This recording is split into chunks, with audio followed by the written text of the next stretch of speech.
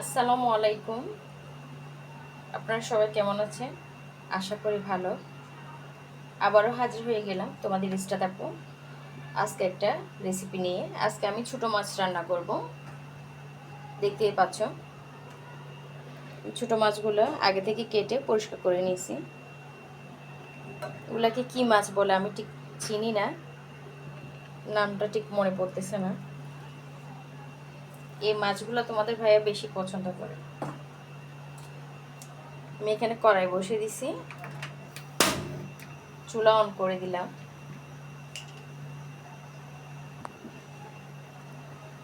দিয়ে দিলাম পরিমাণ মতো তেল।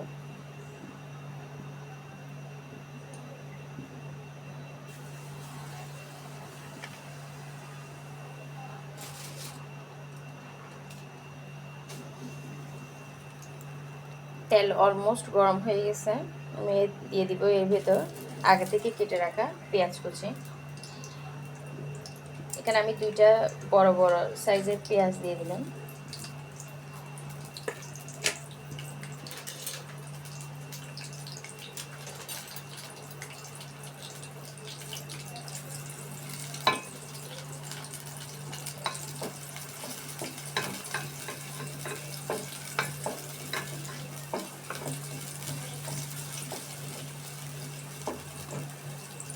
পেঁয়াজের কালার আসা পর্যন্ত অপেক্ষা করতে হবে।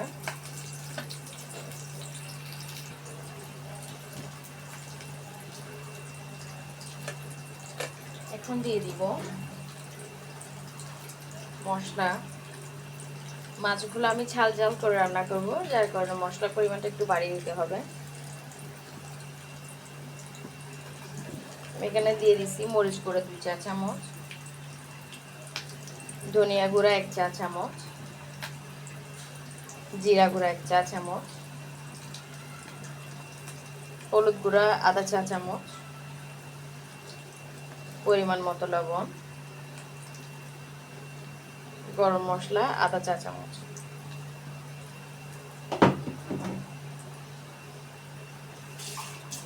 মশলা যাতে পুড়ে না যায় তার জন্য 2 চা চামচের মতো পানি দিয়ে দিলাম। এখন আমি এগুলো ভালোভাবে কষিয়ে নিব।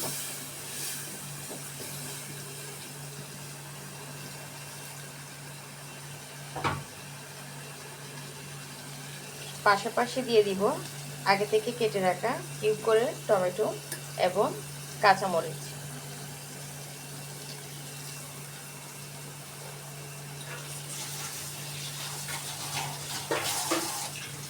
এখানে আমি 5-6টার মতো কাঁচামরিচ ব্যবহার করছি।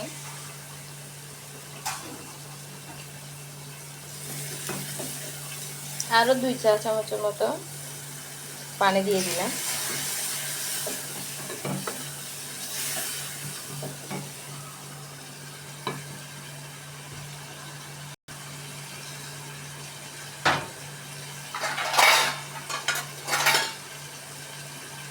ঢাকনা দিয়ে ঢেকে দিলাম। এভাবে রান্না করব 2 থেকে 3 মিনিট।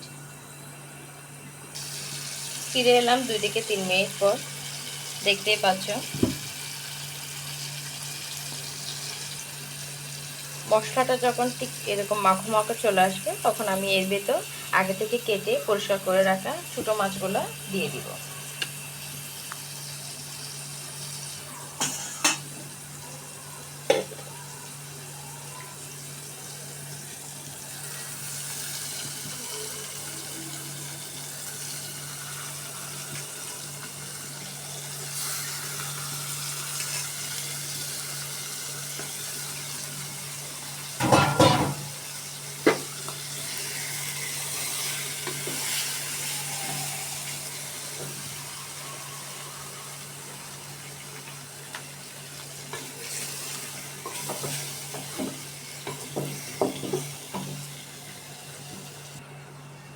এখানে বেশি ঝোল ব্যবহার করব না, অল্প পরিমাণ পানি দিয়ে দিব। মাছটা সিদ্ধ হতে ঠিক যতটুকু পানি প্রয়োজন হবে ততটুকু।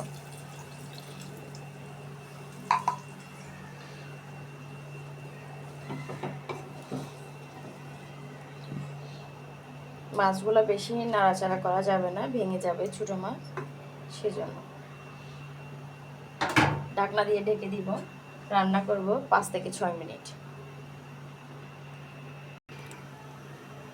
ফিরে এলাম 5 মিনিট পর। আমার রান্না কমপ্লিট। চুলা অফ করে দিলাম, দেখতেই পাচ্ছ।